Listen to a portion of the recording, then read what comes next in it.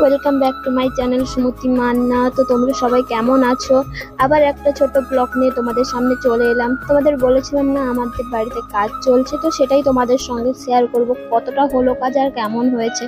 তো দেখো, এটা সামনের ভিউটা। এখন আমাদের বাড়িতে কাজ চলছে। তো পাথর বসানোর কাজ কিছুটা হয়েছে আর কিছুটা বাকি আছে। এই যে বেটু সামনে দিয়ে ছুটে চলে গেল। এই যে এটা আমাদের সামনে সিঁড়ি দিয়ে উঠে এখানে বসার সিস্টেম করেছি, এখানে বসা হবে। তারপর এই যে এটা হচ্ছে আমাদের ডাইনিং রুম।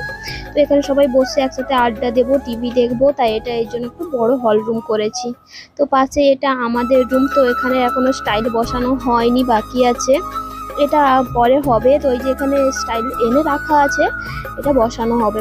এটা আমার শাশুড়ি শ্বশুরের রুম।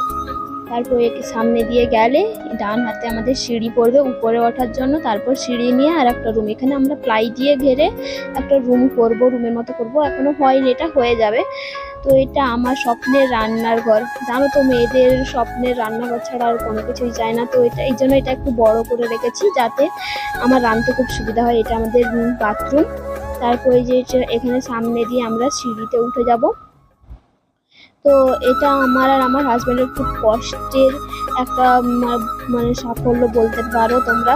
তো এটা আমরা খুব কষ্ট করে করেছি। তো যাদের যাদের বাড়িতে ঘর তৈরি হয়েছে তারা জানো যে কতটা কষ্ট করলে একটা ঘর তৈরি করা যায়।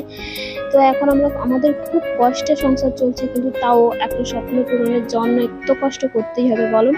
তো এখানে উপরে উঠে এটা আমাদের ঠাকুরের রুম করেছি, নিচে ঠাকুরের রুম করিনি, উপরে করেছি। কারণ ঠাকুরকে একটু নিরাবিলে রাখা উচিত, কারণ একটু নিয়ম নিষ্ঠা তো করতে হয়। এটা আমাদের গ্রামের দিকে, একটু নিয়ম নিষ্ঠা না করলে হয়।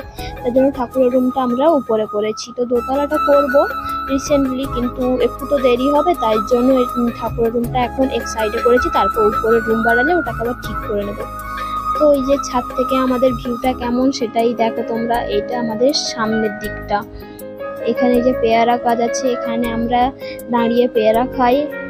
এবছর পেয়ারা শেষ হয়ে গেছে, তো গত বছর যখন আবার পেয়ারা হবে তখন আবার খাওয়া হবে। তো এই যে এখানে এখনো কাজ চলছে, দেখতেই পাচ্ছ। এটা আমাদের বাড়ির সাইডে, মানে সাইডের দিকটা, ওইদিকে ওই পাখি বাঁধ আছে। তো অত দূর তো দেখা যাচ্ছে না, পরে দেখাবো তোমাদের। তো এবারে এখান দিয়ে সামনে আমাদের পুকুর আছে। তো আমাদের বাড়ির পেছন দিকেই আমাদের নিজেদেরই পুকুর আছে। তো ওখানের ভিউটাও খুব সুন্দর। তো বেশি একটা কষ্ট হবে না বাসন টাসন ধুতে। আমাদের এই যে এটা আমাদের নিজস্ব পুকুর, এটা আমাদের বাড়ির পেছন দিক।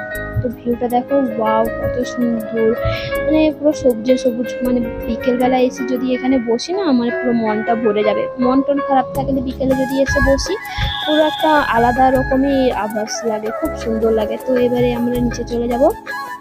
এবারে নিচে গিয়ে দেখো, এখানে আমার বেটু বসে বসে খেলতেছে। ও সবসময় এখানে এলেই গাড়ি নিয়ে আসবে, গাড়ি নিয়ে এসে বালি উঠাবে, কর্কজ উঠাবে, উঠিয়েও নিজের মতো করে খেলে। এখনো তো কমপ্লিট হয়নি, পুরোটা কমপ্লিট হয়ে গেলে তোমাদের সঙ্গে আবার শেয়ার করব। ঠিক আছে, টাটা বাই বাই। এখানে আমার ব্লগটা শেষ করছি। তোমরা সবাই ভালো থেকো আর আমার পাশে থেকো।